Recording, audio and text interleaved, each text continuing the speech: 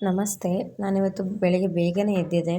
ಯಾಕೋ ಸ್ವಲ್ಪ ನಿದ್ದೆ ಬರಲಿಲ್ಲ ಅಂತ 6 ಗಂಟೆ ಆಗಿತ್ತು. 6:15ಗೆ ಎದ್ದೇಳ್ತಾ ಇದ್ದೆ ನಾನು. ಸೊ 6 ಗಂಟೆಗೆ ಎದ್ದು ಸ್ವಲ್ಪ ಹೊರಗಡೆ ನೈಟ್ ಮಳೆ ಬಂದಿತ್ತು ಮೈಸೂರಲ್ಲಿ. ಅಲ್ಲಿ ಸ್ವಲ್ಪ ಬಾಲ್ಕನಿಯಲ್ಲಿ ಡೋರೆಲ್ಲ ಕ್ಲೋಸ್ ಮಾಡಿದ್ದೆ. ಸೊ ಓಪನ್ ಮಾಡಿ ಸ್ವಲ್ಪ ನೀರೆಲ್ಲ ನಿಂತಿತ್ತು. ಸ್ವಲ್ಪ ಹಾಗೇ ಇರಲಿ, ಆಮೇಲೆ ಕ್ಲೀನ್ ಮಾಡೋಣ, ಫಸ್ಟು ತಿಂಡಿ ಮಾಡ್ಕೊಬಿಡೋಣ ಅಂತ ಹೇಳಿ ನಾನಿವತ್ತಿನ ತಿಂಡಿಗೆ ಹಾಲು ಸಾಗು ಮತ್ತು ಚಟ್ನಿ ಮಾಡ್ಕೊತಾ ಇದ್ದೀನಿ. ಸಿಂಪಲ್ಲಾಗಿ ಆಲೂಗಡ್ಡೆ ಪಲ್ಯ ಮಾಡೋಕ್ಕೆ ಹೇಳಿದರು ನನ್ನ ಹಸ್ಬೆಂಡು ಮತ್ತು ನಮ್ಮಕ್ಕ. ಸೊ ಡಿಫ್ರೆಂಟಾಗಿರಲಿ ಅಂತ ಸ್ವಲ್ಪ ಸಾಗು ಮಾಡ್ಕೊಂಡಿದ್ದೆ. ಸ್ವಲ್ಪ ಕಡಲೆ ಹಿಟ್ಟು ಹಾಕಿ ಮಾಡಿದ್ರೆ ಸ್ವಲ್ಪ ತಿಕ್ನೆಸ್ ಕೊಡುತ್ತೆ. ನಾನಿವಾಗ ಸ್ವಲ್ಪ ಕಡಲೆ ಹಿಟ್ಟನ್ನ ಆ್ಯಡ್ ಮಾಡಿಕೊಂಡೆ. ನೆಕ್ಸ್ಟ್ ಇಲ್ಲಿ ಚಟ್ನಿ ರುಬ್ಕೊಂಡಿದ್ದೆ. ಅದಕ್ಕೆ ಒಂದು ಲೈಟಾಗಿ ಒಂದು ಒಗ್ಗರಣೆ ಕೊಡ್ತಾಯಿದ್ದೀನಿ. ಸೊ ದಟ್ ಚಟ್ನಿ ಸ್ವಲ್ಪ ತುಂಬ ಟೇಸ್ಟಿಯಾಗಿರುತ್ತೆ ಅಂತ. ಸ್ವಲ್ಪ ಸಾಸಿವೆ, ಜೀರಿಗೆ ಹಾಗೆ ಉದ್ದಿನಬೇಳೆ. ನನ್ನ ಹತ್ರ ಹಿಂಗೆ ಖಾಲಿಯಾಗಿತ್ತು, ಸೊ ಆಗಲಿಲ್ಲ.